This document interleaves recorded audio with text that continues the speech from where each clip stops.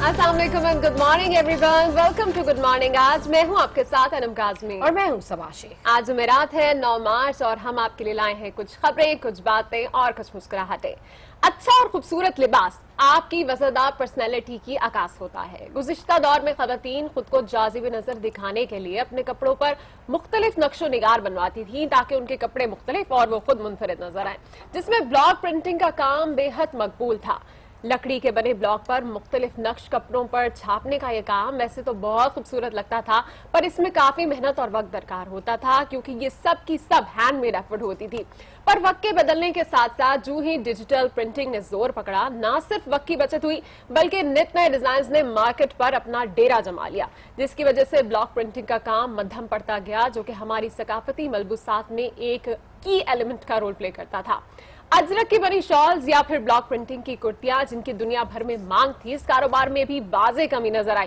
पर आज भी कुछ लोग ऐसे हैं जो ब्लॉक प्रिंटिंग से बने लिबास पहनना ही पसंद करते हैं और कुछ डिजाइनर्स भी ऐसे हैं जो आज भी इसी तरह से अपने डिजाइन बनाते हैं। बिल्कुल सही बात कर रही हैं। आपकी बात से हमारे तमाम व्यूवर्स को आइडिया तो हो गया होगा कि आज हम ब्लॉक प्रिंटिंग के बारे में बात करने वाले हैं और ये एक डिफरेंट टॉपिक इसलिए है कि जहां फैशन की दुनिया में नित नए फैशन आ रहे हैं, जहां पर नित नए डिजाइन आ रहे हैं, कढ़ाई है, बेले हैं, बटन्स हैं और इतनी जिद्दत आ गई है अब तो कपड़ों में कि समझ नहीं आता कि आप खरीदे क्या।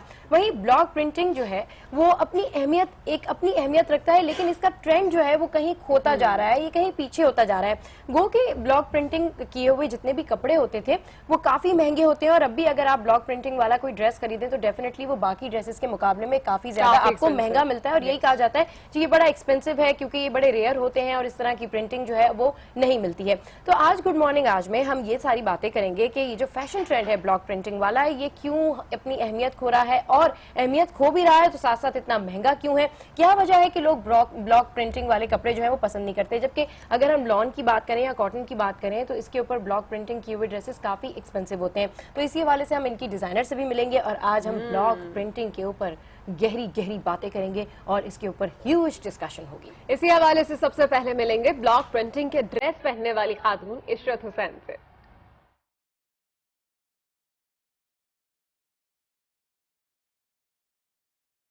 मुझे ब्लॉक प्रिंट इसलिए बहुत पसंद है कि बहुत ऑथेंटिक चीज़ है ये और हाथ से बनाई जाती है और हमारे यहाँ कारीगर बहुत अच्छे हैं और बहुत अच्छा काम करते हैं और बेचारे वो इतनी अच्छी ब्लॉक बनाते हैं और पेंट करते हैं कपड़ों के ऊपर।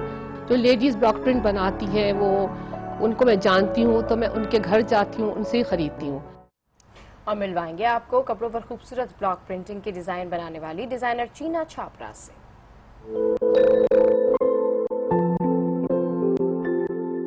स्क्रीन प्रिंटिंग में आपने स्क्रीन लगाई, पेज डाला, दो आदमी का काम है, जबकि ब्लॉक प्रिंटिंग में जो एक छोटा सा शीशम या की लकड़ी होती है या उसकी कहते हैं सागवान की लकड़ी होती है, उस पे पहले वो मोटिव बनता है, फिर वो कटता है, कट के वो उभर के बाहर आता है, उसके बाद उसको तेल पिलाते हैं, फिर उसको पानी पिलाते हैं। It's a long process. जब तक हम इन चीजों की अवेयरनेस नहीं बढ़ाएंगे बिल्कुल भी नहीं होगा काम इसके ऊपर। ना सेमिनार्स कोई करता है, मैं अकेली जितना हो सकता है कर रही हूँ। और मिलेंगे ब्लॉक प्रिंटिंग के बिजनेस ओनर जवाद से और मालूम करेंगे कि इस काम में कितनी मुश्किलात हैं।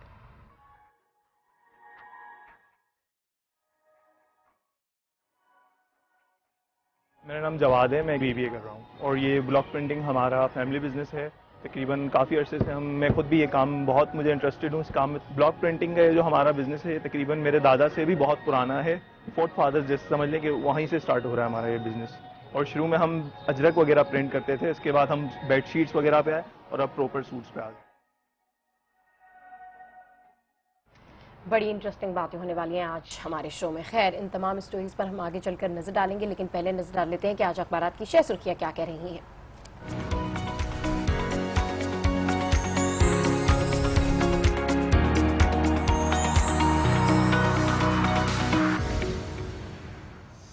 जंग रोजनामा मेरे पास है और आज की मेन और बड़ी लीड ऐसी है जिससे बड़े बड़े लीडरों की पकड़ भी हो सकती है।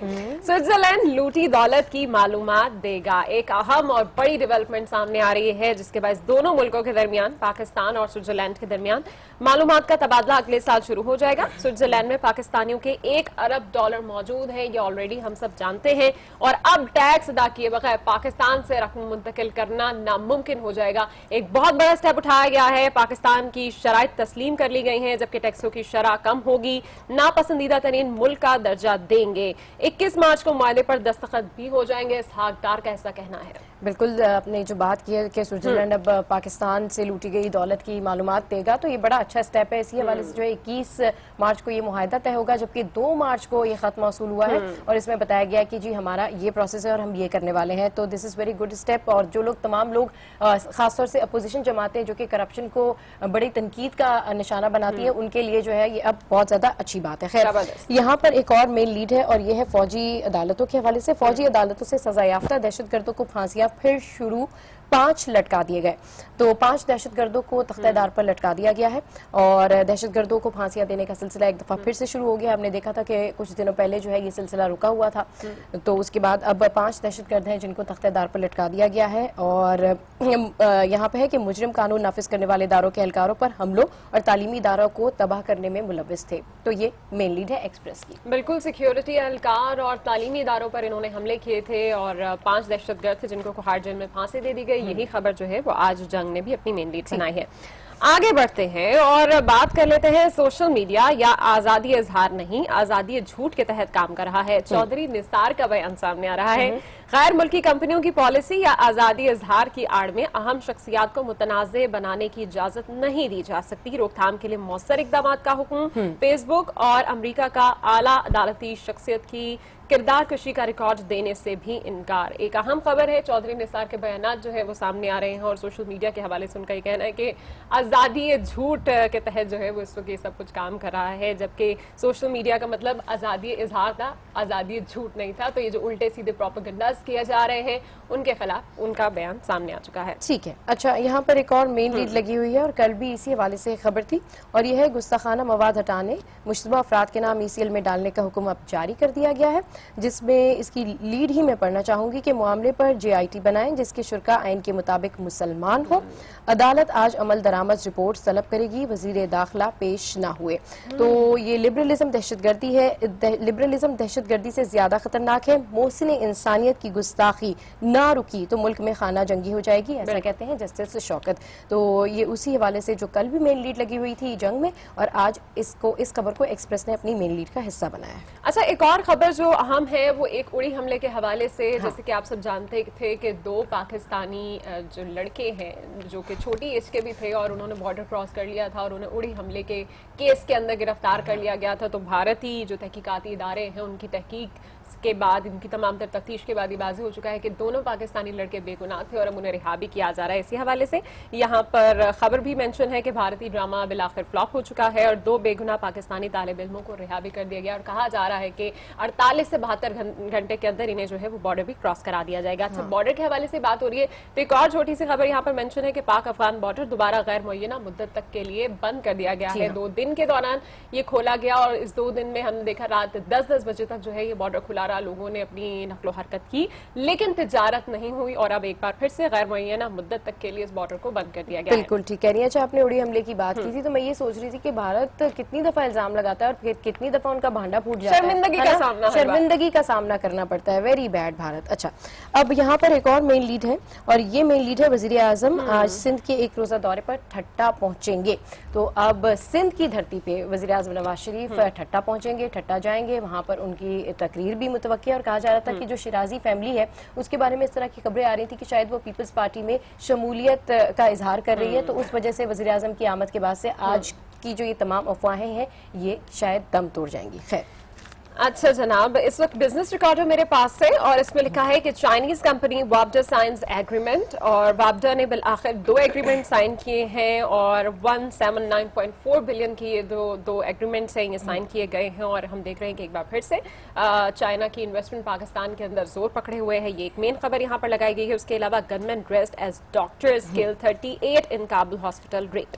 हॉस्पिटल में ये रेड हुई है जिसके नतीजे में ये खबर जो है वो मेरा ख्याल है अभी हमने मेंशन तो नहीं की थी शायद। ये एक नई खबर है जो यहाँ पर मेंशन है बिजनेस रिकॉर्डर के अंदर। उसके अलावा लिखा हुआ है जनाब, ministry asked to place names of bloggers on ECL। Right अच्छा, यहाँ पे मेरे पास डॉन न्यूज़ है और डॉन की जो मेन लीड है ये है new corp Swiss to help detect tax evaders. ये सेम वही लीड है जो अभी हमने पढ़ी थी स्विट्जरलैंड के हवाले से अपने व्यूवर्स को बताया था। दूसरी लीड जो है वो है senate passes government inquiry commission bill with changes, और तीसरी लीड जो है वो PCB से रिलेटेड है। PCB आस्क्ड टू सेटल की क्वेश्चंस ऑफ बेंचमार्क। और एक और खबर कल जो गर्दिश करती रही वो विकीलीक्स के बारे में थी, जिसे सुनकर मुझे बड़ी हैरत हुई थी कि आपके स्मार्ट टीवी में और आपके स्मार्टफोन में इस तरह का कैमरा या इस तरह की डिवाइस नस्ब है कि आप जो भी कर रहे होते हैं वो उनको पता लग जाता है। तो कल ये वाली जो खबर है टेक्नोलॉजी से रिलेटेड भी थी और इंकशाफात से रिलेटेड भी थी और धमाका कर दिया कल। बड़ा लोग परेशान हो गए थे इस खबर के बाद कि अब उनकी कोई भी चीज सेफ नहीं है, चाहे उनके स्मार्टफोन्स हो या फिर मैं भी अपना स्मार्टफोन बार बार देख रही थी। अच्छा, इसमें कैसे कैमरा लग सकता है, इसमें कैसे चले जी आगे बढ़ते हैं और अखबारों में क्या कुछ था ये तो हमने जाना। दुनिया भर में आज आपको बताएं कि दीगर ममालिक की तरह पाकिस्तान में भी गुर्दों का आलमी दिन मनाया जा रहा है। वर्ल्ड किडनी डे है। इसी हवाले से मजीद जानने के लिए राब्ता किया है हमने आज न्यूज के नुमाइंदे कराची से कफील अहमद से। कफील बताएगा कि आज कौन कौन से प्रोग्राम्स मुनक्किद किए जा रहे हैं वर्ल्ड किडनी डे के हवाले से। ये सब आपको बताएं कि इस वक्त जो है वो गुर्दों का आज आलमी दिन मनाया जा रहा है और इस हवाले से कराची के सरकारी व निजी अस्पतालों के अंदर जो है वो मुख्तलिफ तकरीबात का इनेकाद किया गया है, जिसमें जो है वो जो गुर्दों के अमराज में मुब्तला जो मरीज़ हैं उनको जो है वो आगाही फराहम करने के साथ साथ उनके जो है वो टेस्ट भी किए जाएंगे। एक आज़ाद शुमार के मुताबिक मैं अगर आपको बताऊँ कि पाकिस्तान में इस वक्त जो है वो 2 करोड़ लोग जो है वो गुर्दों के अमराज में मुब्तला हैं और अक़वाम मुत्तहिदा की जो रिपोर्ट है उसमें बताया जाता है कि 50 करोड़ अफराद ऐसे हैं कि जो कि पानी की खराबी के बायस जो है वो इस अमराज में जो है वो मुब्तला हो रहे हैं। मजमूई तौर पर अगर देखा जाए तो ये डॉक्टर से कहना ये कि 30 से 40 साल की उम्र के दरमियान जो अफराद हैं उनमें ये अमराज जो है वो ज़्यादा पाया जाता है। लेकिन अब डॉक्टर से कहना ये है कि अब अपना कराची में स्पेशली ये रिपोर्ट सामने आ रही है कि बच्चों में ये अमराज जो है वो बहुत ज़्यादा जो है वो पाया जा रहा है। उसकी जो बुनियादी रीज़न है वो ये कि जो पानी है उसकी जो है अपना खराबी के बायस जो ये तमाम अमराज जो है वो होते हैं। इसके अलावा मैं आपको बताऊँ कि SIUT में आज जो है एक तकरीब का इनेकाद किया जा रहा है जिसमें जो है वो टेस्ट जो है वो फ्री ऑफ कॉस्ट किए जाएंगे और इसके अलावा जो है वो तमाम आगाही जो है वो तमाम जो मरीज हैं उनको दी जाएगी कि अपना किस तरह जो है वो गुर्दों से बचाव का जो इलाज है वो मुमकिन है। जी अच्छा कपिल, जो हमारे पास आप बता रहे हैं कि आज वर्ल्ड किडनी डे सेलिब्रेट किया जा रहा है, मनाया जा रहा है, आगाही दी जा रही है, तो इस हवाले से कराची में तो साफ पानी आता ही नहीं है, तो उसके लिए क्या इक़दाम किए जा रहे हैं या किए गए हैं? देखिए, अगर 2 रोज़ कबल जो है वो सुप्रीम कोर्ट ने बाकायदा जो है वो जो वाटर कमीशन रिपोर्ट आई थी उसमें ये बताया गया कि जो कराची के 80% शहरी जो है वो ख़राब पानी जो है वो पी रहे हैं। उसके बाद अगर हम कराची की बात करते हैं तो कराची में जो वाटर ट्रीटमेंट जो प्लांट्स हैं उनकी हालत इतनी ख़राब है कि आप अंदाज़ा नहीं कर सकते। महमूदाबाद की अगर आप बात करें, बल्दिया की बात करें, तो ये वो एरियाज़ है कि जहाँ ख़राब पानी और लोग जो हैं इसको पीने पर मजबूर हैं। लेकिन अगर हम सिंध गवर्नमेंट की बात करते हैं या ज़िला इंतज़ामिया की बात करते हैं तो उसको साफ़ करने के लिए भी कोई इक़दाम नहीं किए जा रहे। यही वजह है कि इसके अमराज में जो है वो खासी हद तक इजाफा हो रहा है और उसकी रोकथाम के लिए कोई इक़दाम नहीं किए जा रहे। ठीक है, कफील अहमद हमें अपडेट कर रहे थे और बता रहे थे कि आज ये मनाया जा रहा है, आगाही फराम की जा रही है और काफ़ी सारे बच्चे भी जो हैं वो मुतासिर हैं इस मर्ज की वजह से, और कराची में तो खास करके ज़्यादा क्योंकि पानी साफ नहीं आता। अच्छा सबा, मैं यहाँ पर यही बात कर रही थी कि वर्ल्ड किडनी डे है तो इसमें फ्री चेकअप्स होने चाहिए, तो बड़ी खुशी हुई मुझे जान के कपिल बता रहे थे कि कुछ हॉस्पिटल ऐसे हैं जहाँ पर फ्री किडनी के चेकअप भी हो रहे हैं, तो जरूर जाइए और अपनी किडनी के चेकअप भी कराएं, साफ पानी इस्तेमाल कीजिए। बिल्कुल बिल्कुल। खैर, हम चलते हैं लाहौर और वहाँ पर मौजूद हैं आज न्यूज़ की नुमाइंदा हुमा भट्ट। Huma Bhatt, good morning. आज कल हम स्किन की बात कर रहे थे, आज हम पानी की बात कर रहे हैं। वर्ल्ड किडनी डे मनाया जा रहा है, ये बताएं कि आप कितना पानी पी रही हैं आज सुबह से? जी बिल्कुल, अगर पानी का जिक्र किया जाए तो मेरा चेहरा यकीनन आपको बता सकता है कि पानी जो है वो एक तो कम पिया जाता है और दूसरी बात यह है कि साफ पानी ही नहीं मिलता, जिसकी वजह से बहुत ज़्यादा प्रॉब्लम होती हैं और बहुत ज़्यादा मुश्किलात और साथ साथ बीमारियों का शिकार इंसान हो जाता है। और वर्ल्ड किडनी डे जो है वो भी इसी चीज़ को बता रहा है और साथ में जो मेन चीज़ मैं यहाँ पर बताना चाहूँगी वो ये है कि पंजाब भर में बहुत ज़्यादा दावे तो किए जाते हैं कि यहाँ पर बहुत ज़्यादा फैसिलिटीज़ प्रोवाइड की गई हैं हॉस्पिटल्स में, लेकिन अभी तक वो दावे जो है सिर्फ दावों की तरह ही रहे हैं। अभी तक उसमें कोई हकीकत कुछ नज़र नहीं आई, क्योंकि अगर ये दावे ना होते तो यहाँ पर यकीनन कोई नेफ्रोलॉजी डिपार्टमेंट ज़रूर हमें दिखाई दे रहा होता, लेकिन यहाँ पर अभी तक कोई पंजाब भर के चाहे पब्लिक हो या फिर प्राइवेट सेक्टर हो, वहाँ पर कोई नेफ्रोलॉजी डिपार्टमेंट ही मौजूद नहीं है। बाकायदा तौर पर म्यो हॉस्पिटल में एक निजी तंजीम की तरफ से नेफ्रोलॉजी डिपार्टमेंट का आगाज़ ज़रूर किया गया है, लेकिन उसमें भी अभी तक वो सहूलियात मौजूद नहीं है जिसकी कि ज़रूरत होती है, और जिसकी वजह से ना तो यहाँ पर अभी पंजाब भर में 13 के करीब नेफ्रोलॉजिस्ट हैं, जिनमें से बेशतर जो हैं वो इस वक्त बैरून ममालिक जा चुके हैं, क्योंकि यहाँ पर कोई नेफ्रोलॉजी डिपार्टमेंट ही मौजूद नहीं है। और उसके साथ साथ मैं आपको ये भी बता दूँ कि लाहौर बहुत शुक्रिया आप हमें अपडेट कर रही थी। डेफिनेटली इन सब चीजों के लिए आगे ही बड़ी जरूरी है। आज जो सेमिनार्स किए जाएंगे वो भी इनका मकसद जो है वो मेन यही है कि लोगों के अंदर आगे ही बढ़ाई जाए। साथ ही साथ लाहौर वालों के लिए बड़ी अच्छी खबर ये है कि अब हफ्ता और इतवार तक यानी पूरे वीकेंड तक आप लोगों के यहाँ बारिश होगी, गरज चमक होगी। तो क्या बात है, मरी में तो पहले ही मार्च में जो है वो बर्फबारी हो गई है। खैर अच्छा, ये वर्ल्ड किडनी डे के हवाले से मैं एक चीज यहाँ पे मेंशन करना चाहूंगी कि लाहौर में जब वाईडीए एहतजाज करते हैं तो हम देखते हैं कि आए दिन खबर आ रही होती है कि डॉक्टर्स की जानिब से एहतजाज हो रहा है, लेकिन हुमा ने आज बताया नहीं कि कोई भी डॉक्टर्स या किसी भी डॉक्टर एसोसिएशन की जानिब से कोई सेमिनार या आगाही प्लेटफॉर्म मुनक्किद किया गया है। खैर गुड मॉर्निंग, आज में कुछ मजीद न्यूज स्टोरीज भी बताते चले। इसमें सबसे पहले आपको बताएं कि भारत ने उड़ी हमले के शुबे में गिरफ्तार 2 पाकिस्तानी नौजवानों फैसल एवान और एहसन खुर्शीद को रिहा कर दिया है। दोनों नौजवानों को जल्द पाकिस्तान के हवाले कर दिया जाएगा। भारतीय मीडिया के मुताबिक 18 सितंबर 2016 को उड़ी हमले के शुबे में फोर्सेज ने गलती से सरहद पार कर जाने वाले 2 पाकिस्तानी नौजवानों को हिरासत में लिया था। तफ्तीश के दौरान लड़कों के दहशतगर्दी में मुलविस होने के शवाहिद नहीं मिले और इनके खानदान को हमारी तरफ से बहुत बहुत मुबारकबाद। जी हाँ, और भारत की ये मैं कहूंगी कि कॉपी भी करते हैं, इल्जाम भी लगाते हैं, फिर शर्मिंदा भी होते हैं और मानते भी नहीं है। कराची के इलाके गुलबर्ग में फैमिली पार्क का इफ्तिताह कर दिया गया है, जिसमें झूले और मिनी जू भी मौजूद हैं। इफ्तिताही तकरीब में डिप्टी मेयर अरशद पुरा का कहना था कि जिला वस्ती में महदूद वसाइल के बावजूद रिकॉर्ड तरक्याती काम हुआ है। 100 रोजा मुहिम कामयाब रही, मजीद पार्क बनाएंगे। गुलबर्ग में बनने वाले फैमिली पार्क का इफ्तिताह तो कर दिया, लेकिन पार्क की सिक्योरिटी को यकीनी भी तो बनाना है। सिक्योरिटी के साथ साथ पार्क की सफाई सुथराई को भी यकीनी बनाना है, क्योंकि कुछ दिनों बाद ऐसा होगा कि यहाँ पर सफाई का कोई पूछने वाला हाल नहीं होगा और लोग अपनी मदद आपके तहत जो है वो घूम रहे होंगे और एंजॉय कर रहे होंगे।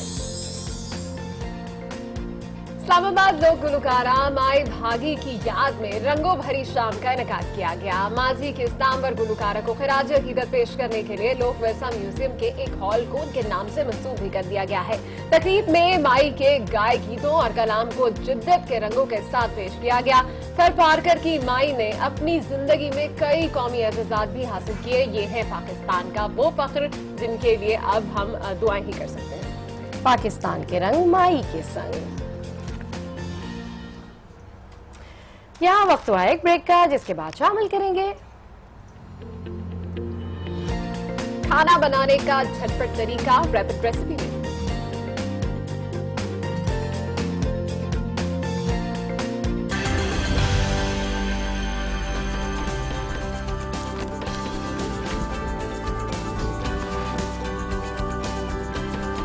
Welcome back to good morning आज। और अब बात कर लेते हैं इस सिटी टॉप स्टोरी की, जो कि है तुरखम और बाब दोस्ती गेट के हवाले से, जिस पर पाक अफगान सरहद खुलने के बाद 2 रोज में मजमूई तौर पर 39,000 अफराद अफगानिस्तान गए, जबकि 3,000 से ज्यादा अफराद पैदल पाकिस्तान भी आए। पाक अफगान तुरखम बॉर्डर और चमन में बाब दोस्ती गेट पर दोनों जानिब से सिर्फ पैदल आने और जाने की इजाजत थी। ट्रांसपोर्ट पर मुकम्मल पाबंदी रही। लंडी कोतल में सफरी दस्तावेजात न रखने वाले अफराद दाखिले की इजाजत मिलने के मुंतजर रहे। तुरखम बॉर्डर से 2 रोज में 19,000 के लगभग अफराद अफगानिस्तान गए और 1,000 अफराद पाकिस्तान आए। पाकिस्तानी पासपोर्ट न होने के बाइस कई अफराद शाम 4 बजे तक अफगानिस्तान में फंसे रहे, तहम उन्हें पाकिस्तानी शनाख्ती कार्ड पर दाखिले की इजाजत मिल गई। चमन में बाब दोस्ती गेट पर पाकिस्तान से 20,682 अफगान बाशिंदे अफगानिस्तान गए, जबकि अफगानिस्तान से 2,621 अफराद पाकिस्तान आए। बाब दोस्ती गेट को दोबारा गैर मुअय्यना मुद्दत तक के लिए बंद कर दिया गया है। और अब अखबारात में एडिटोरियल किन किन चीजों पर लिखे गए हैं, इस हवाले से बात करने के लिए हमारे साथ लाहौर स्टूडियो से मौजूद हैं अनवार हाशमी साहब। अस्सलाम वालेकुम अनवार साहब, कैसे हैं आप? वालेकुम अस्सलाम, बिल्कुल ठीक। लाहौर का मौसम अच्छा हो गया है? जी हाँ, लाहौर में कल जो है वो यालाबारी हुई है, आज सुबह भी बारिश थी ओले पड़े हैं क्योंकि जैसे वो बताया। चले, अच्छी बात है, अच्छी बात है। गर्मी आने से पहले थोड़ा सा और एंजॉय करें।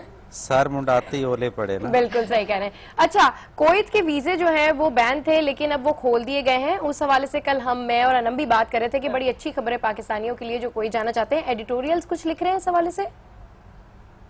जी बिल्कुल, वजीर आजम का जो 2 रोज़ा दौरा था कुवैत का, उससे उनकी वापसी तो हो गई है, लेकिन अखबारात ने उनके वापसी के बाद जो उनके बयानात थे या उस दौरे के जो नताइज सामने आए हैं, तो उस पर ज़्यादातर अखबारात ने इदारिये लिखे हैं। रोज़नामा एक्सप्रेस ने पाकिस्तानियों के लिए कुवैती वीज़ों की बहाली के उन्वान से लिखा है इदारिया।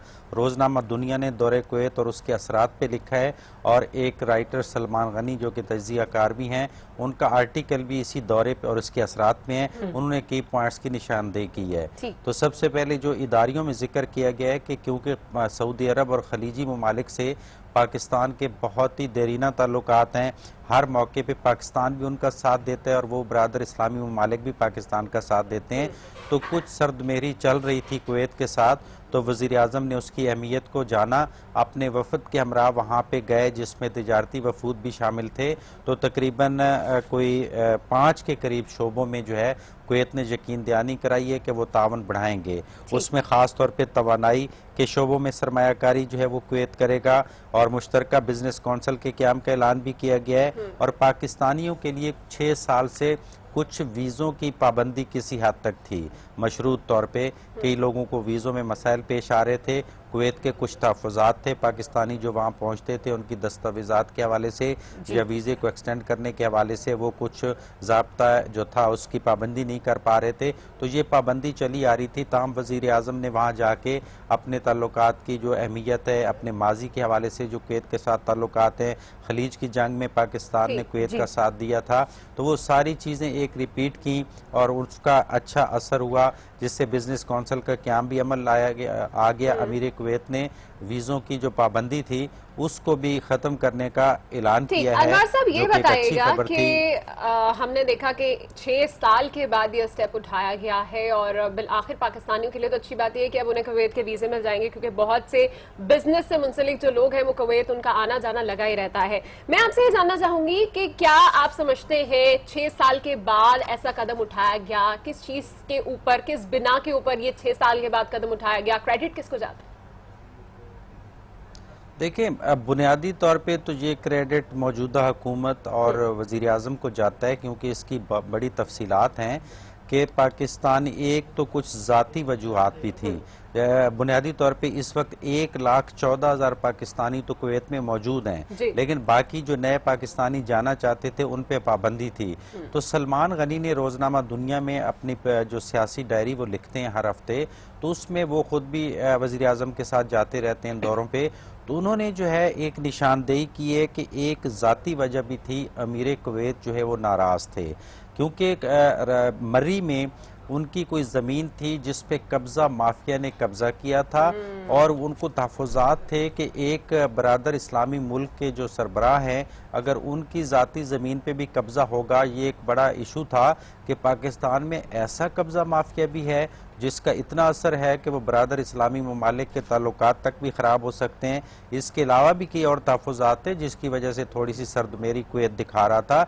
तो वज़ीर आज़म ने ना सिर्फ उनके वो मसाइल हल किए, बल्कि उनको कई ऑप्शन दिए, जैसे सी पैक मनसूबे में चाहते हैं कि जिस तरह दीगर बरादर ममालिक इन्वेस्टमेंट करना चाहते हैं यहाँ इकनॉमिक जोन में, तो कुवैत को वो पैकेज दिया गया, वो उन्होंने एक्सेप्ट किया, उनको अच्छे ताल्लुकात की यकीन दहानी कराई गई। तो वज़ीर आज़म की ज़ाती एफर्ट्स इसमें कोई शक नहीं है कि वो शामिल हैं, और ख़ास तौर पे जो मौजूदा दुनिया के हालात चल रहे हैं इस रीजन में, तो उसमें तो हमें बरादर इस्लामी ममालिक की ख़ास तौर पे ज़रूरत है, क्योंकि बाकी कुछ ममालिक ने तो हमें टारगेट किया हुआ है, हमारे सी पैक हो या इकनॉमिक तरक्की हो। तो ये दौरा इस लिहाज से भी एक अंदिया देता है कि सिर्फ कुवैत से ताल्लुकात नहीं होंगे, बल्कि कुवैत वाले जो दोस्त हैं उनसे ये हमारे ताल्लुकात मल्टीप्लाई होंगे और उम्मीद रखनी चाहिए। अच्छा अनवार हाशमी साहब, आप बिल्कुल सही कह रहे हैं कि हुकूमत ने बहुत अच्छा इनिशिएटिव लिया है, बल्कि वज़ीर-ए-आज़म नवाज शरीफ ने खुद पर्सनल एफर्ट करके अमीर कुवैत के तमाम तहफ़्फ़ुज़ात को दूर किया और पाकिस्तानियों के लिए एक अच्छी खबर है। जहाँ पे इंडिया चाहता है कि हमें आइसोलेशन का शिकार कर दे, जहाँ पर अमेरिका जो है हमारे साथ कई किस्म की सख्तियां कर रहा है, वहीं पर बैनुल-अक़वामी तौर पर कुवैत के वीजे खुल जाना पाकिस्तानियों के लिए इसके क्या असरात होंगे पूरी दुनिया पे और खुसूसन पाकिस्तान में, और इसके अलावा 5 शोबों में जो तवानाई के मुआहदे हुए हैं उससे मईशत के ऊपर कितना असर पड़ेगा? यकीनन देखें, हमारी मईशत का एक बड़ा हिस्सा जो है वो खलीजी ममालिक के साथ वाबस्ता है। अब आप देखें कि दुबई गवादर पोर्ट बनने के बाद इंडिया ने दुबई के साथ लॉबिंग करके हमें सर्दमेरी, हमारे ताल्लुकात को सर्दमेरी का शिकार करने की पूरी कोशिश की है और उसको जो है वो गलत फहमियाँ फैलाने की कोशिश की है। लेकिन इसके बावजूद जो खलीजी ममालिक हैं वो पाकिस्तान के बगैर भी नहीं रह सकते, क्योंकि पाकिस्तान से ना सिर्फ लेबर जाती है बल्कि इंजीनियरिंग और डॉक्टर की सर्विसेज पाकिस्तान से जाती हैं, क्योंकि ज़ाहिर बरादर जो इस्लामी ममालिक हैं उनके अवाम पे उनको ज़्यादा भरोसा होना चाहिए और वो करते भी हैं। तो इसके अलावा उनको इम्पोर्ट और एक्सपोर्ट, खास तौर पे प्रोडक्ट्स पाकिस्तान से वो तैयार करा के मंगवाते हैं, जिसमें वो आप टेक्सटाइल की प्रोडक्ट्स कहते हैं, डेयरी प्रोडक्ट्स कहते हैं, एग्रीकल्चर की और प्रोडक्ट हैं जिन पे वो डिपेंड करते हैं।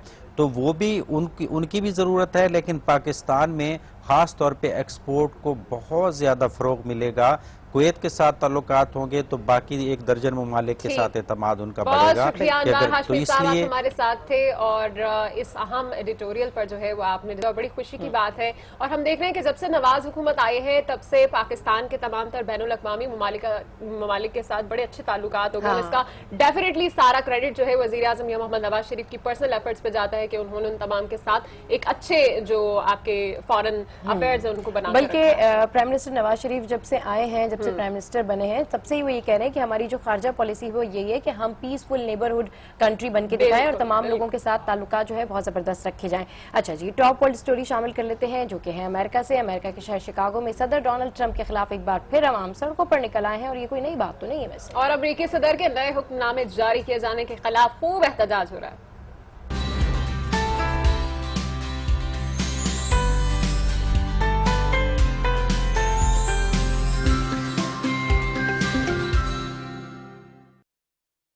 शिकागो के फेडरल प्लाजा पर सैकड़ों मुजाहिरीन प्ले कार्ड उठाए डोनाल्ड ट्रंप के खिलाफ शदीद नारेबाजी करते रहे। मुजाहिरीन का कहना था डोनाल्ड ट्रंप के नए हुक्मनामे में तरामीम की गई हैं, लेकिन इसमें अब भी नस्ल परस्ती का अंसर पाया जाता है। अमरीकी सदर डोनाल्ड ट्रंप ने गुज़िश्ता दिनों नया हुक्मनामा जारी किया है जिसमें इराक पर आयद सफरी पाबंदी हटा दी गई हैं। ताहम ईरान, लीबिया, शाम, सोमालिया, सूडान और यमन पर अब भी पाबंदी बरकरार है। और कल हमने देखा कि वाशिंगटन में भी खवातीन के आलमी दिन पर तमाम तर खवातीन भी बाहर निकली और उन्होंने भी ट्रंप की पॉलिसीज के खिलाफ खूब नारेबाजी की। खैर आगे बढ़ते हैं, दुनिया भर से भी कुछ मजीद आलमी खबरें शामिल कर लेते हैं। आपको बताएंगे कि मलेशियन हुकाम के मुताबिक सऊदी अरब के बादशाह शाह सलमान की कोलालमपुर आमद से कबल 4 यमनी जबकि दीगर 3 अफराद को गिरफ्तार किया गया, जिनमें एक का ताल्लुक मलेशिया और एक का इंडोनेशिया से है। पुलिस ने गिरफ्तार मुश्तबा यमनी शिद्दत पसंदों की जानिब से सऊदी शाही खानदान पर हमले के मंसूबे को नाकाम बनाने का दावा किया है। मुश्तबा अफराद को 21 से 26 फरवरी के दौरान गिरफ्तार किया गया था। This is so sad about that कि आप इस तरह की खबरें हमारे पास आती हैं। अल्लाह ताला तमाम लोगों को अपनी हिफाजत में रखे।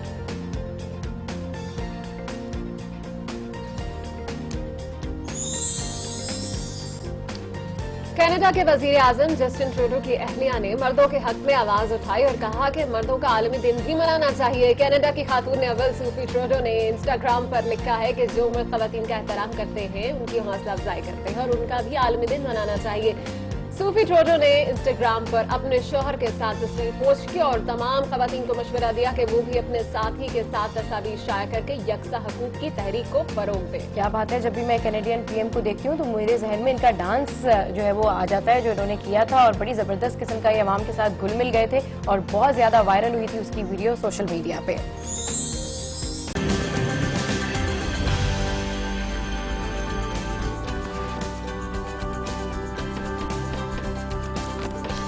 Welcome back to good morning. और आज की तारीख के बारे में भी कुछ बात कर लेते हैं। आज के दिन यानी 9 मार्च को 1996 को पाकिस्तान के लेजेंडरी क्रिकेटर जावेद मियादाद ने अपना आखिरी मैच खेला। Heads off to you sir.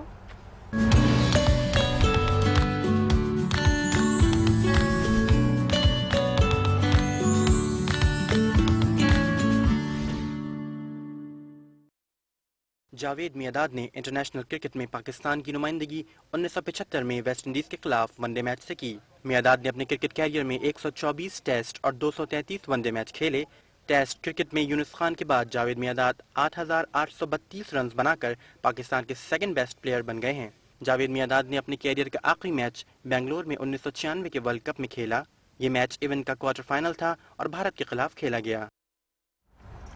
और फैशन ट्रेंड की बात हो रही है, फैशन की बात कर रहे हैं, ब्लॉक प्रिंटिंग की बात कर रहे हैं, और हम देखते हैं कि हमारी अम्मी के या हमारी कजन्स के या हमारी खालाओं के जो पुराने कपड़े होते हैं और दोबारा उसी तरह का फैशन जो है वो वापस हम मार्केट में नजर आता है कि अच्छा ऐसी वाली जो लेस है या ये बटन्स जो है वो हमारी अम्मी की शर्ट पे भी थे या खाला की शर्ट पे भी थे। तो फैशन जो है वो पलट के वापस आता है और जब हम मार्केट में जाते हैं तो फिर देखते हैं कि आजकल ब्लॉक प्रिंटिंग के हवाले से भी कुछ फैशन बड़ा इन है। वैसे भी कहते हैं कि ओल्ड इज गोल्ड, और मेरा ख्याल है कि ठीक ही कहते हैं, क्योंकि कम से कम फैशन की दुनिया में तो ये बात हर मर्तबा ही दुरुस्त साबित होती है। हर कुछ साल बाद 2 या 3 दहाई पुराने फैशन पलट कर वापस आ जाते हैं, और ऐसे ही फैशन में से एक है ब्लॉक प्रिंटिंग, जो कि 60 और 70 की दहाई में इंतहाई मकबूल था, और आजकल फिर से कपड़ों पर ब्लॉक प्रिंटिंग का फैशन मार्केट में इन है। हाँ, तो बिल्कुल मार्केट में ये फैशन इन है। तो इशरत हुसैन से आपको मिलवाते हैं जिन्हें ब्लॉक प्रिंटिंग बहुत ज्यादा पसंद है।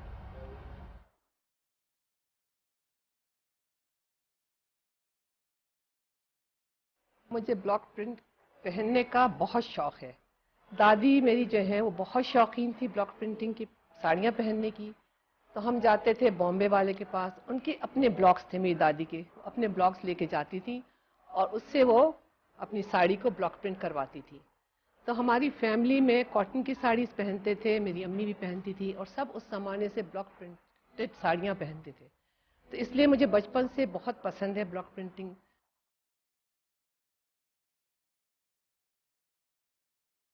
मुझे ब्लॉक प्रिंट इसलिए बहुत पसंद है कि बहुत ऑथेंटिक चीज़ है ये, और हाथ से बनाई जाती है, और हमारे यहाँ कारीगर बहुत अच्छे हैं और बहुत अच्छा काम करते हैं, और बेचारे वो इतनी अच्छी ब्लॉक बनाते हैं और पेंट करते हैं कपड़ों के ऊपर। ब्लॉक प्रिंट एक अलग सी चीज़ है बिल्कुल, जो नॉर्मल कॉटन के लोग कपड़े पहनते हैं या आजकल जो फैशन के लोग कपड़े पहनते हैं तरह तरह की जोड़ लगा के, वो इतने मुझे नहीं पसंद है।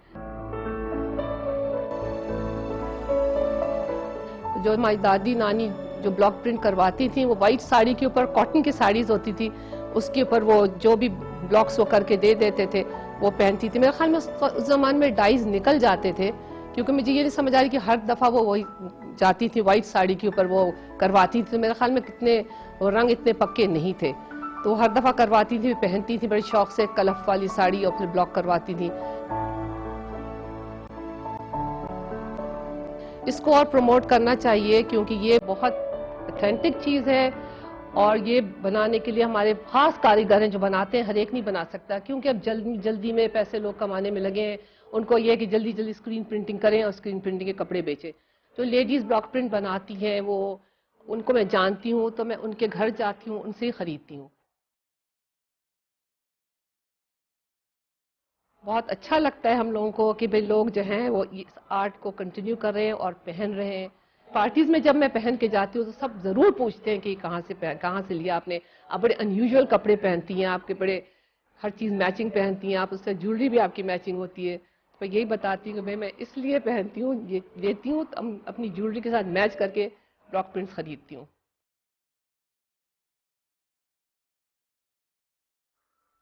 कितना जबरदस्त ज़ौक़ शौक है इनका, कितने जबरदस्त कपड़े इन्होंने वेयर किए हुए थे। हम इन्हीं के बारे में बात कर रहे थे कि देखिए शौक का कोई मोल नहीं होता, और किस तरीके से वो बता रही थी कि जी जब पाकिस्तान बन रहा था या पाकिस्तान बनने के टाइम से पहले ही जो है उनकी जो दादी और नानी थी वो साड़ी के ऊपर जो है वो ब्लॉक प्रिंटिंग करवाती थी। तो कितना ओल्ड फैशन है, लेकिन कितनी जिद्दत के साथ अब वापस आ रहा है मार्केट्स में, और है ना इतना ज्यादा देखने के बाद जो है मुझे लग रहा है कि हम लोग भी एक शर्ट जो है वो ब्लॉक प्रिंटिंग वाली लेंगे। उनकी ड्रेसिंग सेंस से मैं तो बहुत ज्यादा इंस्पायर हुई, बड़ी जबरदस्त उन्होंने ड्रेसेस पहने हुए थे, और उसको देख के मेरा दिल कर रहा था कि वाकई में एक शर्ट तो ऐसी होनी चाहिए। लेकिन आजकल डिजिटल दौर है जनाब, तो सब कुछ डिजिटल ही होता है। शो में लेते हैं यहाँ पर एक ब्रेक, जिसके बाद मिलेंगे। ब्लॉक प्रिंटिंग के खूबसूरत डिजाइन बनाने वाली डिजाइनर्स।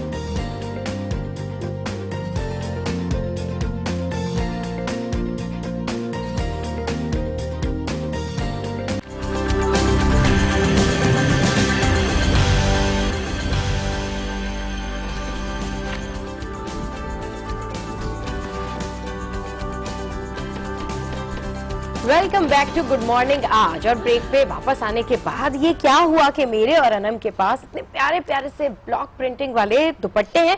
ये क्यों हैं, किस लिए हैं, ये हम आपको बाद में बताएंगे, लेकिन पहले अनम कुछ कह रही थी। एक बड़ी जबरदस्ती डिजाइनर हमारे पास आए हैं जिन्होंने हमें इतने प्यारे प्यारे चीजें दिखाई भी हैं और गिफ्ट्स भी दिए हैं, तो हम जरूर आपके साथ दिखाएंगे भी और शेयर भी करेंगे। लेकिन फिलहाल बात कर लेते हैं गर्मी के हवाले से भी, क्योंकि गर्मी आ रही है और गर्मी में लॉन के प्रिंट्स की डिमांड में वैसे भी बड़ा इजाफा हो जाएगा। तो कपड़ों पर हाथ से किए हुए काम की तो क्या ही बात है, लेकिन अगर वो काम ब्लॉक प्रिंटिंग का हो तो सबा अब आपका क्या कहना है? मेरा अब इरादा ख्यालात सब कुछ चेंज हो चुके हैं। खैर इसी वाले से मजीद आपको बताते हैं कि गुड मॉर्निंग आज की टीम ने मुलाकात की है ब्लॉक प्रिंटिंग करने वाली डिजाइनर चीना छापरा से और मालूम किया है कि आजकल कौन से फैब्रिक पे कौन सा ट्रेंड और कौन सी ब्लॉक प्रिंटिंग इन है। तो आइए जरा जानते हैं कि वो क्या कह रही।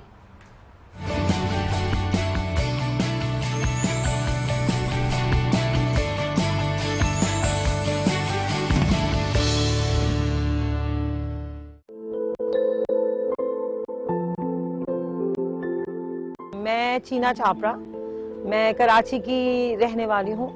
कपड़े बनाने का शौक बचपन से था। 10 साल की उम्र से कपड़े बना रही हूँ। जिस तरह एक माँ अपने बच्चे को पालती है, पोसती है, बड़ा करती है, मैं अपने कपड़ों के साथ ये करती हूँ। मैं बेसिकली बहुत छोटा काम करती हूँ और क्वालिटी का काम करती हूँ, क्योंकि मैं एक रीजन से काम करती हूँ, क्योंकि जो मेरी प्रोसीडिंग्स कपड़ों की या जो भी मैं करती हूँ आती हैं वो गूंगे बच्चों और बच्चे जिनको डायबिटीज है उसके लिए मेरे पैसे इस्तेमाल होते हैं।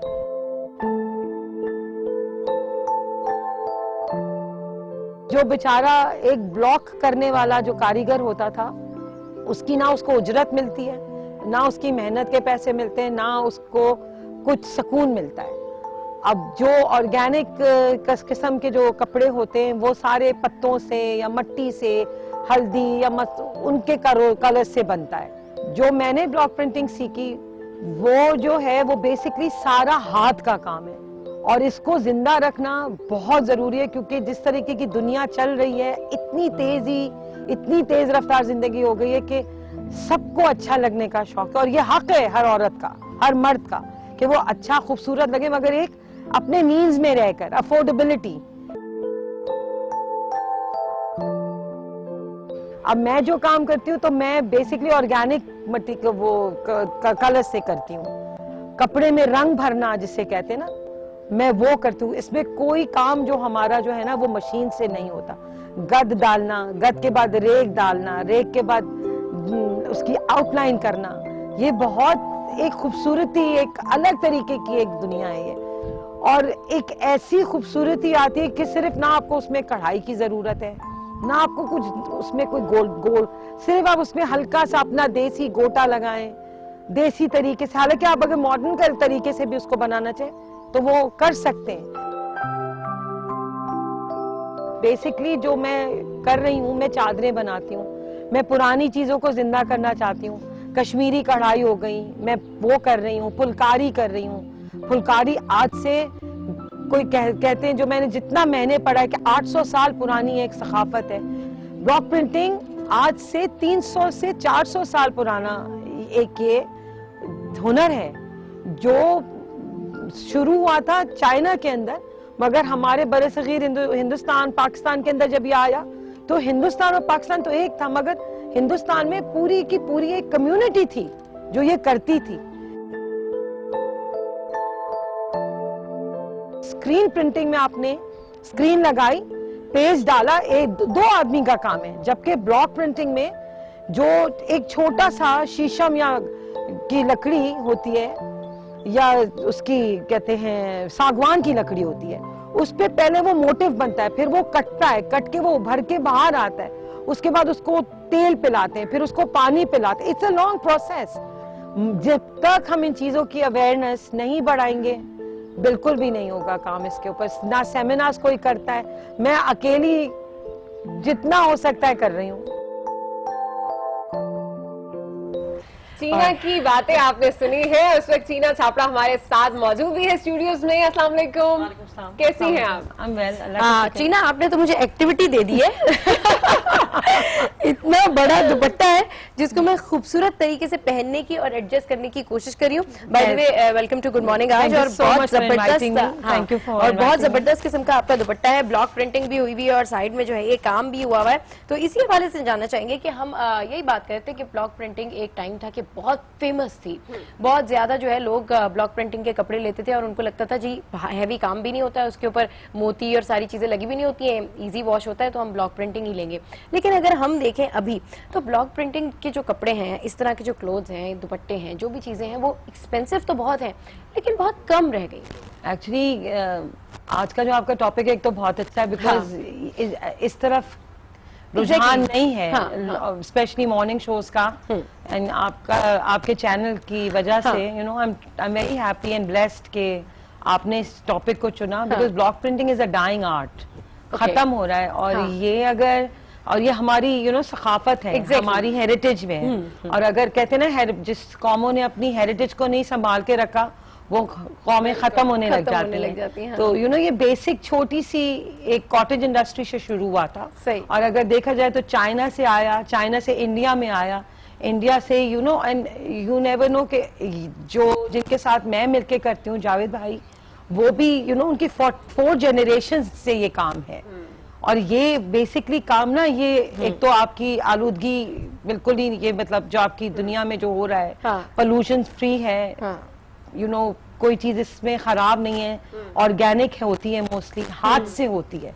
अब पुराने वक्तों में औरतों के पास या तो वो मशीन की कढ़ाई होती थी या हाथ से, ज्यादातर हाथ से कढ़ाइयाँ होती थी, और छापे वाले बहुत थोड़े होते थे। जो पहले जो होते थे ना वो सिर्फ और सिर्फ बॉम्बे वाला होते थे, जिनके पास, अगर आपने पहले पैकेज जो शूट किया है, मेरी आंटी जिसमें इशरत आंटी हैं, वो तो अपनी नानी और दादी के साथ जाके वहां करवाते थे। हमने जाकर स्कूल से जाकर हमने वहां जाके खड़े हो जाते थे देखना, बिकॉज इट्स अ वेरी, कहते ना आप इशरत आंटी का ज़ौक़ तो हमने देखा है, क्या जबरदस्त उन्होंने ड्रेस पहना हुआ था, वो देख के मैं बड़ा दिल कर रहा था कि आपको हैरानी होगी, वो आपको हैरानी होगी कि इशरत आंटी मेरी सबसे टॉप मॉडल है। अच्छा। बिकॉज मैं मॉडल जब करवाती हूँ अपने कपड़े, तो मैं ऐसी ही खातून और खवातीन से जो घरेलू घर बनाने वाली, यू नो, बिकॉज इनको ज्यादा पता है। आंटी इस उम्र में माशाल्लाह इतनी एलिगेंट, और उनके साथ मजा भी बहुत आया ये पैकेज करने में। अच्छा जीना जी, आपने इस वक्त जो पहना हुआ है, पहले तो आपकी तारीफ करना चाहूंगी क्योंकि बहुत जबरदस्त लग रहा है कि उसके ऊपर कुछ कश्मीरी टाइप की कढ़ाई भी हुई है, साथ में ब्लॉक प्रिंटिंग भी की हुई है।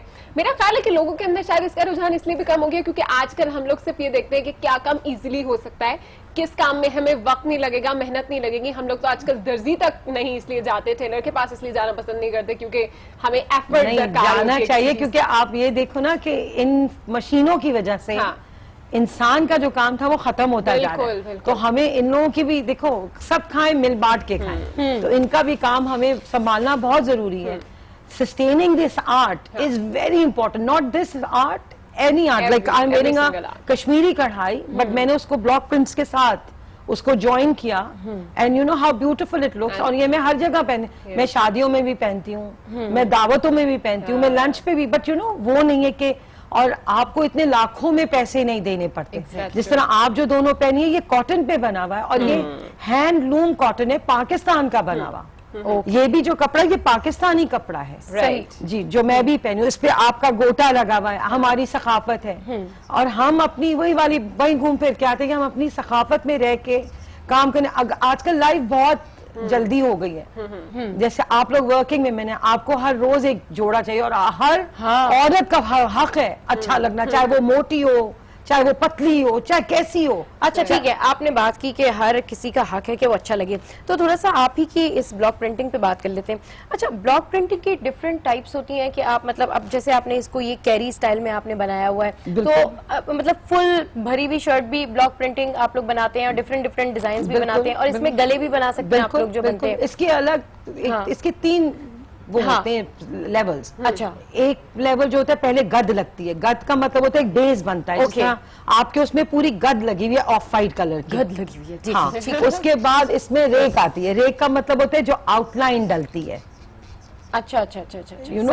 हाँ। और फिर इसके अंदर ना जो तीसरा जो ठप्पा लगता है ना, वो कलर फिलिंग का होता है, Colour जहाँ filling। छोटे छोटे आपने अच्छा, देखे। इसकी मुझे खास बात एक ये लग रही है कि आपने एक जो भी कोई फैब्रिक लिया, कोई भी आपने एक कपड़ा लिया और उसके ऊपर जब आपने उसको ब्लॉक करना चाहा या प्रिंटिंग उसके ऊपर आप करते हैं, तो उसमें आप जो है कोई कुर्ता भी स्टाइल कर सकते हैं, उसकी आप कुर्ते की सब भी कुछ कर सकते हैं, ना? सब कुछ This कर is very सकते हैं। good, this is very क्योंकि good। फ्रॉम आप अपने घर के पर्दे, आपकी चादरें, अगर आप Wow। देखें मेरे घर में आए आपको मेरे ब्लॉक प्रिंटिंग टेबल कवर्स मिलेंगे, Table But you sheets know, होती हैं, ये हम जैसे अपने मुल्क के अंदर अगर आप बहबूद देखें, अफवाह देखें, उनके पास मोस्टली वो खवातीन करती हैं जो घरों पे छोटी छोटी, जिन्होंने कॉटेज इंडस्ट्रीज खोल के, और सबसे मुश्किल बात जो इस काम के अंदर है ना, वो एक ब्लॉक बनाना है, उसको तराशना, उसको काटते, हाँ। 2 लकड़ियों में बनता है, एक शीशम में, एक सागवान की लकड़ी सागवान में। की फिर आप इसमें डिजाइन, जैसे मुझसे बाहर अभी पूछा गया हाँ। कि ये पैटर्न आप क्या कॉपी करती हैं, इसमें कॉपी कोई नहीं हो सकता।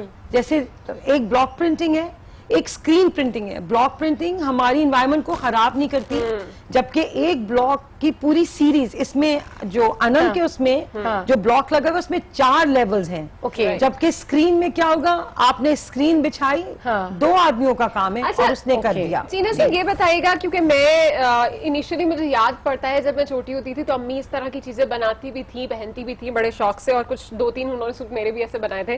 पर मुझे हमेशा से उसमें ये लगा रहता था कि अगर मैंने इसको धोया तो पता नहीं कहीं इसके कलर खराब नहीं, ना हो जाए। तो this is कैसे हम लोग चेक कर सकते हैं, अगर हम मार्केट में जाए और कहीं पे हम रेडीमेड के ले रहे हैं, हमें कैसे पता चलेगा कि इसका रंग उतर सकता है या नहीं? कलर के बारे सबसे में बड़ी कैसे पता बड़ी चल बात जो होती है ना, आप हमेशा इसको उल्टा करके देखें। ठीक। उल्टा करके थोड़ा सा आप अपने हाथ इस पे मसलेंगी ना, Right। अगर नीचे से कलर लगेगा तो दैट मीन्स वो पेस्ट कलर्स हैं। ओके, ठीक, जैसे आप लोगों ने जो पहना है ये ऑर्गेनिक कलर्स हैं, इसमें मोस्टली जो है ना वो वाटर कलर बेस्ड पे फिर उनको पक्का करना पड़ता है। तो सबसे महंगा वाला डिजाइन कौन सा होता है? मेरा जो सबसे महंगा जाता है ना, मैंने एक इजिप्शियन पूरी सीरीज बनाई है, अच्छा। फेरोज की। अच्छा। वो उसको ब्लॉक्स को ही मुझे बनाने में ना कोई 60,000 रुपीज लगे, और वो 6 लेवल्स में मेरे ब्लॉक है। तो आपने उसको सेल आउट कितने में किया हो? नहीं, मतलब जो लकड़ी का छापा है वो एक छापा एक दफा बन जाता है, छापा आपने रखा हुआ है, मगर मैं अपनी प्राइसिंग इतनी लो रखती हूँ क्योंकि हर एक को एवरी डे हाँ, कपड़े मतलब, हाँ, चाहिए, सबके लिए और मैं easy हो मोस्टली जाए, हाँ। कपड़े जो बनाती हूँ ना वो बिग साइज लेडीज के लिए बनाती हूँ, क्योंकि यहाँ मार्केट नहीं है। जिन औरतों के साइजेस बड़े हैं वो बिल्कुल उनकी मार्केट नहीं है कपड़ों की। अच्छा, मतलब ये नहीं कि आप मुझे नहीं बना के देंगे? नहीं, आपको भी बना के दूंगी, मगर जैसे बड़े साइज की औरतों को इतना बुरा तरीके से डिग्रेड किया जाता है अगर वो बुटीक जाती है। No, we don't have your size. Cheena ji, जिनका बॉडी मास इंडक्शन ज्यादा होता है, डेफिनेटली आप उनके लिए काम करें, बड़ी अच्छी बात है। अच्छा, मैं ये जानना चाह रही थी कि ब्लॉक प्रिंटिंग का काम डेफिनेटली अब वक्त के साथ साथ हम देख रहे हैं कि कम होता जा रहा है। आप इसको लेकर चल रहे हैं, और आपने इसको एक तरह से हमारी विरासत है जिसको आप आगे लेकर चल रही हैं, तो इसके लिए तो हम आपको बिल्कुल सलाम पेश करना चाहेंगे। मैं इसके बारे में ये जानना चाह रही थी कि एक तो आपने कलर के हवाले से हमें बताया कि ये कलर्स हम किस तरह से चेक कर सकते हैं, दूसरी चीज ये कि ये काम जो है, जो हमारे पास वुड होते हैं वो हम एक बार बनाते हैं और उसको हम पता नहीं कितनी बार यूज करते हैं, तो इसमें ऐसे तो नहीं होता कि हर डिजाइन तकरीबन एक दूसरे से मिलता जुलता होता है? जो वैरायटी आजकल हमें डिजिटल प्रिंटिंग में मिलती है वो इसमें नहीं मिल पाती? इसमें नहीं, बिकॉज आप एक चीज होती है जैसे हाथ का कालीन बना हुआ होगा, एक मशीन का बना हुआ होगा, आपको वो ऑटोमेटिकली उसके डिजाइन में फर्क लग जाएगा। एक प्रिंट पे आपने प्रिंट पहना हुआ है और आपने एक हाथ का बना हुआ पहना है, अगर आप किसी भी बाहर मुल्क चले जाएं वो उस किसकी चीज को, क्योंकि हमारे लिए तो ये घर की खेती है कि हमारे मुल्क में हो रहा है, ओके इट्स फाइन, पर अगर यही चीज आप बाहर के मुल्कों में देखा जाए तो this is like out of the world के ये क्या पहन के आई है। जैसे मैंने अभी इसका एक गाउन बनाया है, टिपिकल गाउन जो एक गोरा पहन सकता है, गोरी, तो उसका गाउन अगर वो आप देखें, मैंने साड़ी बनाई है, बिकॉज आज भी जिनको है, जिनको शौक है, शौक है, वो साड़ियां ही पहनती हैं, और ब्लॉक प्रिंट की साड़ी और कॉटन की साड़ियां। और ये अगर हमारी गवर्नमेंट ने, मैं ये नहीं कह रही कि बहुत लार्ज स्केल पे करें, जैसे हमारे हाला के अंदर जो हमारे कारीगर हैं, सिंध के अंदर, जैसे मैंने आपको जो स्कार्फ दिया आप वो खोल के देखिएगा, वो टोटल ऑर्गेनिक है, क्योंकि वो सिर्फ 3 कलर्स में, ब्लैक, हल्दी का कलर और एक उसमें अच्छा, चीना जी, बिल्कुल कलर। आप बहुत जबरदस्त काम करिए। मुझे सिर्फ ये पूछना है कि हर तरह के फैब्रिक के ऊपर आप ब्लॉक प्रिंटिंग कर सकते हैं? बिल्कुल, बिल्कुल हो जाता है। चलिए जी, हमारे साथ जो है वो चीना डिजाइनर ब्लॉक प्रिंटिंग के हवाले से यहाँ पर मौजूद थी और बता रही थी कि किस तरीके से वो इसके रिवाइवल के लिए काम कर रही है और किस तरीके से लोग भी चाहते हैं इस तरह की ब्लॉक प्रिंटिंग को खरीदना और इस तरह के कपड़े लेना। और ये एक बहुत जबरदस्त इनिशिएटिव है जो उनकी जानिब से लिया गया। और उससे ज्यादा मैं अपनी टीम को कहूंगी, मुनीजा को कहूंगी कि जिन्होंने आज का ये टॉपिक सिलेक्ट किया है और ये बताया लोगों को कि हम जो है वो हमारे पास कितना बड़ा विरसा है, हमारा कितना जबरदस्त, और अभी हम लेंगे इसको हम भूलते जा रहे हैं। और अभी हम लेंगे एक छोटी सी ब्रेक जिसके अंदर मैं तो खोल के देखने वाली हूँ कि अभी हमें गिफ्ट्स क्या मिले हैं। तो लेते हैं यहाँ पर एक छोटी सी ब्रेक जिसके बाद मिलेंगे। ब्लॉक प्रिंटिंग बिजनेस के ऑनर जवार्स।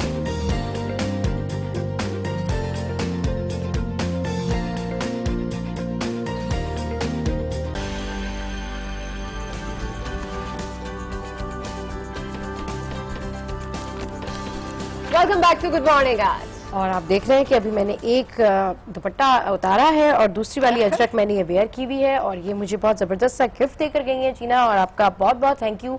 और देखें कितना खूबसूरत है ये डिजाइन, और ब्लॉक प्रिंटिंग ही है ये, और ये सिंधी अजरक के ऊपर ये डिजाइन बना हुआ है। खैर, पाकिस्तान दुनिया भर में अपने हैंडीक्राफ्ट की वजह से मशहूर है और इन्हीं हैंडीक्राफ्ट में ब्लॉक प्रिंटिंग भी ऐसी है जो सदियों पुराना आर्ट है। और इसी आर्ट से बनने वाले अजरक की भी अपनी ही शनाख्त है। मुल्क के कई कारखानों में ब्लॉक प्रिंटिंग के जरिए अजरक और दीगर काम किया जाता है। आइए ब्लॉक प्रिंटिंग कारखाने के ओनर से मिलते हैं।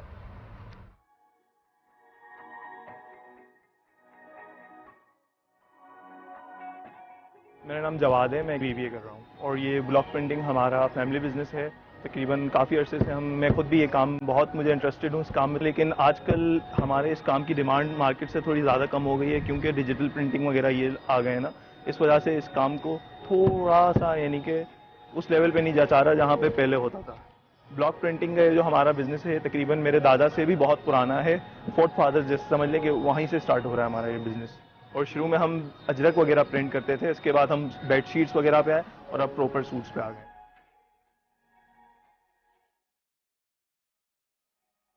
ब्लॉक प्रिंटिंग में कलर्स बनाना है, सही है ना, तो हर किसी का काम नहीं है। इवन जो ब्लॉक प्रिंट खुद कर रहा होता है ना ब्लॉक प्रिंटर, वो कलर्स नहीं बना सकता। कलर्स के लिए अलग दूसरे कलर मास्टर्स होते हैं, वो काम करते हैं ना अपना। कॉटन के कलर्स अलग होते हैं, सिल्क के कपड़े पे कलर्स अलग होते हैं, वेलवेट वगैरह इन सब के कलर्स अलग होते हैं। इवन के सिल्क में भी दो अलग कैटेगरीज आ जाती हैं, जैसे कि किसी में हीट वगैरह यानी कि धूप वगैरह की ज़रूरत होती है, किसी में नहीं होती, सही है ना। और डिफरेंट प्रोसेस हैं। कॉटन का भी यही रूल है, लेकिन कॉटन में प्रोसेस थोड़ा कम है सिल्क के कंपैरिजन। इनसे ज़्यादा पे है ना हमें कलर्स मास्टर्स को देनी पड़ती है क्योंकि कलर्स का अहम रोल है इस वजह से।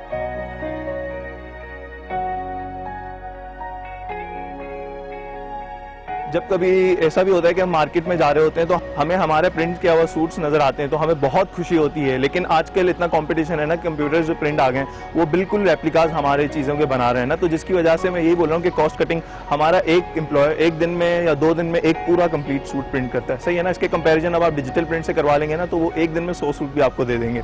तो इस वजह से हमारी यानी कि जो मैं बोल रहा हूँ ना कि काम बिल्कुल डाउन हो गया इस वजह से।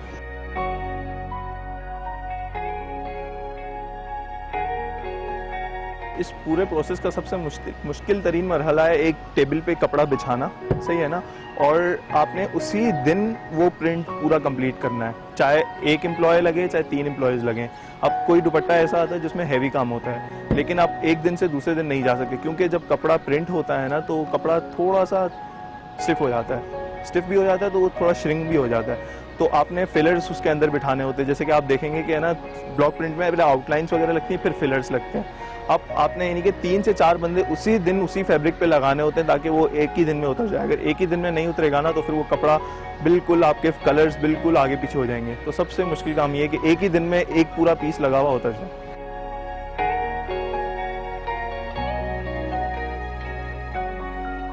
हम बनाते हैं वुडन ब्लॉक्स ना, जो हमारे पास खुद के कारीगर्स होते हैं जो बनाते हैं। पहले इस चीज़ में पहले ब्लॉक्स जो होते थे ना हमें इजीली मिल जाते थे कि हर जगह पे वुडन ब्लॉक प्रिंटिंग का काम हो रहा होता तो इजीली ब्लॉक्स मिल जाते थे। अब एक तो इसके एम्प्लॉयज़ बहुत कम रह गए हैं कि जब आपको ये मिल जाते हैं ना तो उनके चार्जेस बहुत पे करने पड़ते हैं, यानी कि वो काम में वो बारीकी नहीं है। अब हमारे कुछ ऐसे डिज़ाइन हैं जो हम इंडिया से भी मंगवाते हैं जो यानी कि बहुत ज़्यादा बारीक होते हैं, जैसे कुछ हाथी या वगैरह ऐसे दूसरे प्रिंट्स होते हैं जो यहाँ पे बहुत मुश्किल से आपको मिलेंगे, और अगर मिलेंगे भी ना तो उसकी कॉस्ट इतनी होगी कि और कॉस्ट के कंपैरिजन जो आप काम मांग रहे हैं वो भी नहीं होगा, सही है ना। तो इस वजह से वो ब्लॉक को लेना या बनवाना वो भी एक बहुत डिफ़िकल्ट काम है।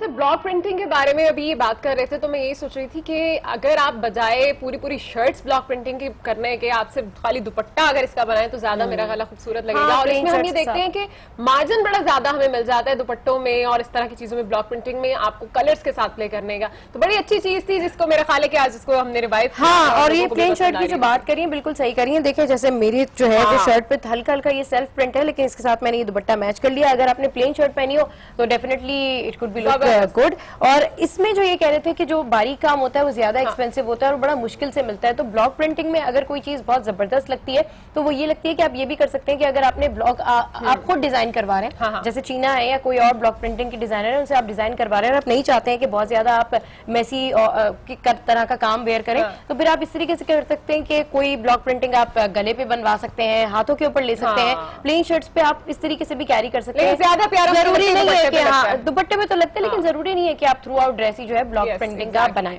खैर, अब इतनी सारी हमने बातें कर ली हैं और बड़ी गहरी नजर डाली है हमने ब्लॉक प्रिंटिंग के ऊपर, तो अब कुछ खाने के ऊपर भी जाते हैं और झटपट खाना बनाना है और वो भी मजेदार, तो उसके लिए जाना पड़ेगा मावरा के पास। और आज बन रहा है जनाब finally barbecue chicken. I hope कि आज यही बन रहा है।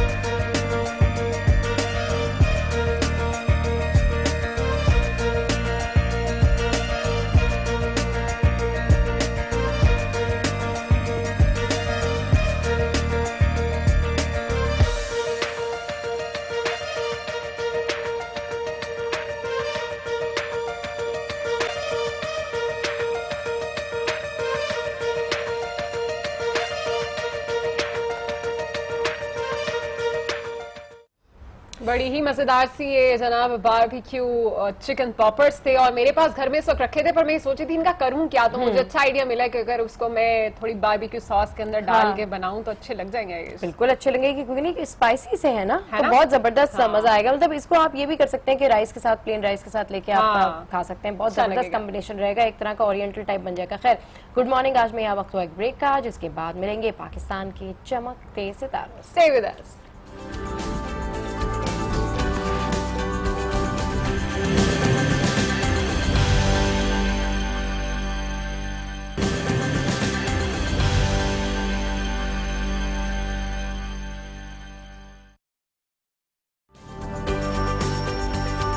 गुड मॉर्निंग आज, और फाइनली हम आ चुके हैं हमारे फेवरेट सेशन में जिसका नाम है पाकिस्तान के चमकते सितारे। और आज पाकिस्तान के चमकते सितारे he has travel all the way from Peshawar, बड़ी दूर से आए आज के मेहमान। जी हाँ बिल्कुल। अब आप देखें कि गुड मॉर्निंग आज की अहमियत का अंदाजा लगाएं आपके, अब कराची से ही नहीं बल्कि पूरे मुल्क से लोग हमें मैसेजेस करते हैं, किसी को हैदराबाद से आना है, किसी को पेशावर से आना है, किसी को पंजाब से आना है। और आज हमारे जो कराची से बाहर के जो पहले मेहमान हमारे पास आए हैं वो आए हैं पेशावर से। और सफीर कैसे हैं आप? Very welcome to good morning. आज बहुत खुशी हुई और आपको यहाँ पर देखकर, और खास तौर से ये बात कि आप पेशावर से आए हैं, यहाँ पर हमारे साथ मौजूद है और बहुत अच्छा गाते हैं। जी बिल्कुल। सबसे पहले तो मैं आज न्यूज़ का शुक्रिया अदा कर देता हूँ कि उन्हें मुझे इस काबिल समझा और यहाँ पे इन्वाइट कर दिया।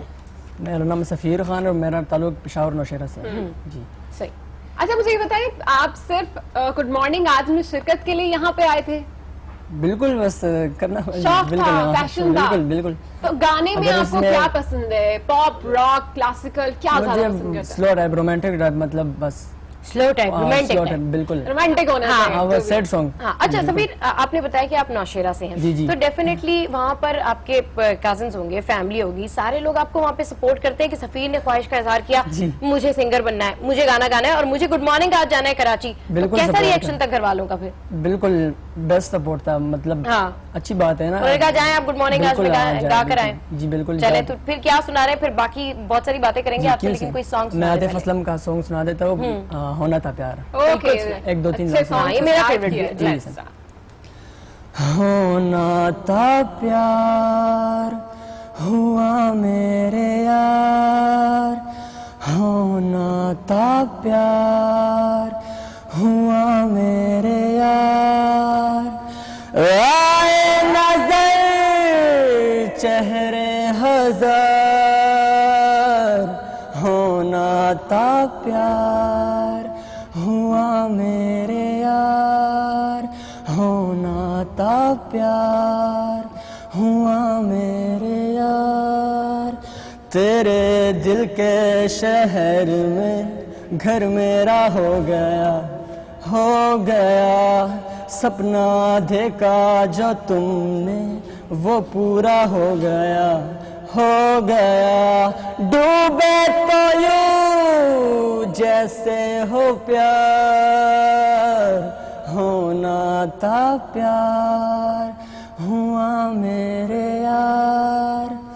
वेरी नाइस सफीर, बहुत प्यारा आपने गाया है, लेकिन मुझे लग रहा था कि लिरिक्स आपको प्रॉपर्ली याद नहीं नहीं, थे। एक वो हो क्योंकि गया- हम लोग यहाँ पे साथ साथ गुनगुना रहे थे। वो एक जगह पे तो वो हाँ, चले छोड़े, ये बताएं कि एक्साइटेड है सपना ना जो बहुत देखा ज्यादा? तुमने वो बहुत तेरा हो गया। हाँ, तेरा हो गया। बस हो जाता है। ठीक है ठीक है, वो आप पार था, अपने प्यार कह गए उसको, बस ये हुआ है इसके अंदर, और कुछ नहीं हुआ है। खैर, पार था। हाँ, चलिए ये बताइए चलो, आपका मतलब favorite वो सिंगर कौन सा? छोड़िए वो सफीर दिखाना है ना, बातों को। मतलब सॉन्ग सुनाना है। फेवरेट सिंगर कौन है आपका? फेवरेट सिंग पाकिस्तान में वो आतिफ असलम है। तो सबका से फेवरेट है, लेकिन पाकिस्तान में मुझे जो जिसके कंपोजिशन पसंद है वो शुजा हैदर, वो उसके अच्छा, अच्छे होते हैं, बहुत जबरदस्त। वो जैसे नवाजिश करम, हाँ। बातें तेरी, वो अच्छे गाने। सही, गाएं गाएं थोड़ा सा गाएं। बातें तेरी करते हुए थक के सो जाता हूँ, सिरहाने आसमां जाने कहाँ मुड़ जाती है, देखते देखते तुझे ये गलियां तेरी तरह खुशबू चले, तारे हमारी तरह रातों से मिले, सुनी नहीं जमाने ने तेरी मेरी कहानियां, कर दे कोई नवाजिश करम मेहरबानियां, ये आरज़ू थी के देखे ये दुनिया, हम जैसा कोई दीवाना ही नहीं, कर दे कोई नवाजिश करम मेहरबानियां। जबरदस्त आपने सफीर, डायरेक्ट जबरदस्त। क्या कि सुना दो तो हाँ, मतलब नहीं बहुत हाँ। जबरदस्त आप गा रहे हैं, और फिर भी बहुत ना। जबरदस्त आपने ये वाला सॉन्ग गाया है। इसी तरह बहुत सॉन्ग आते, मतलब डायरेक्ट कह देते तो अच्छा सुना देता वो। अच्छा नहीं, सुना आपने देते बड़ा हैं, अच्छा ठीक है। सुनाया तो हमें भी है। पहले बता देते हैं, हम आपको डायरेक्ट ही कहते थे कि कुछ भी आप बोल रहे होते हम कहते बस आप सुना दें। अच्छी बात ये खैर, लग रही है आपकी सिंगिंग में कि बगैर किसी गिटार, बगैर किसी बिल्कुल, वायलिन बस के आप उसमें जिस तरह का involved आपका, हुए हैं ये भी और जरूरी नहीं कि आपका गला साफ हो या कुछ, बस जिस तरह टाइम होता है, जिस हाँ। उस लिहाज से आपको गाना है। सही। अच्छा, सफीर ने अपना सबसे पहला सॉन्ग जो था, सबसे पहला गाना जो था, वो किसको सुनाया था? किसको सुनाया था? पहले तो मैं अपने साथ चुप चुप के गाता रहता था, फिर बात फेसबुक सोशल मीडिया पे आ गई, तो जब उस पे मुझे सपोर्ट मिला तो फिर सब सुनने लगे। फिर सब सुनने लगे, ठीक है।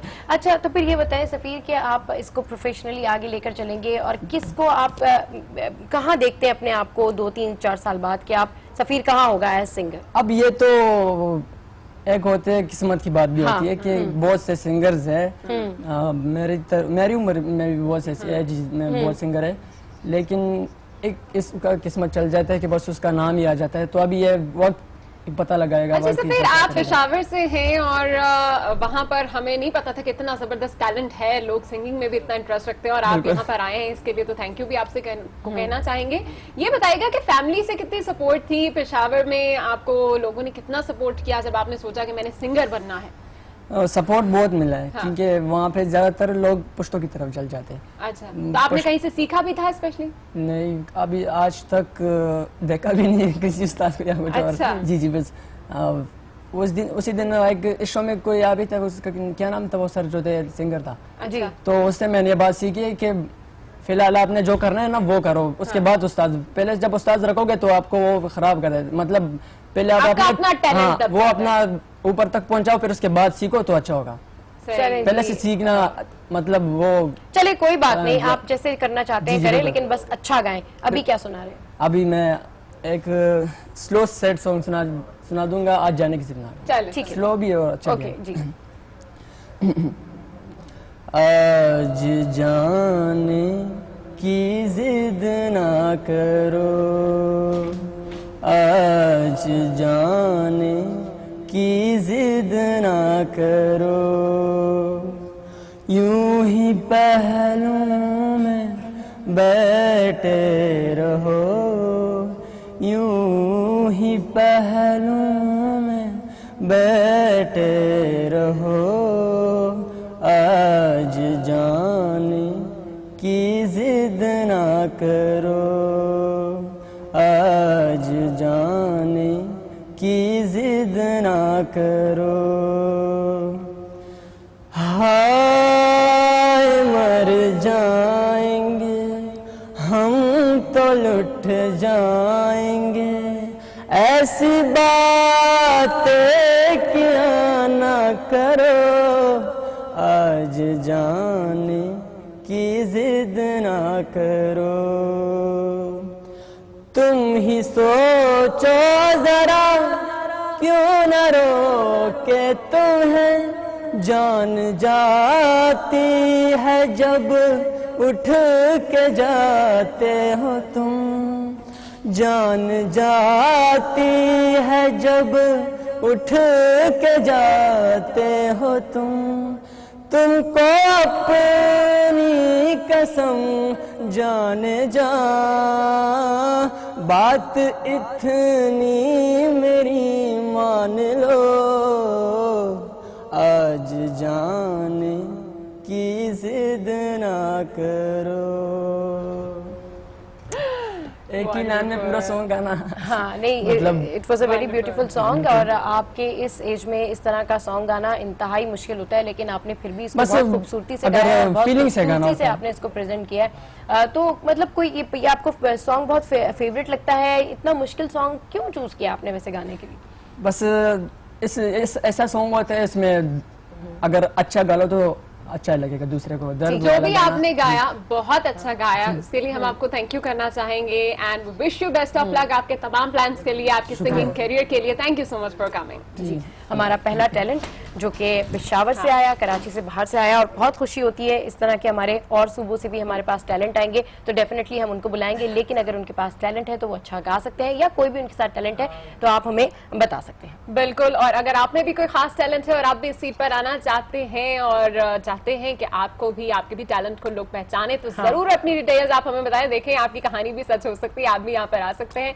तो बिल्कुल, आज जाने से पहले पाकिस्तान के मारूफ लोक फनकार पठान खान की बरसी के मौका पर उनके कुछ गीत भी आपको सुनाएंगे। देखते रहिए, हंसते रहिए, मुस्कुराते रहिए। कीप वॉचिंग गुड मॉर्निंग आज।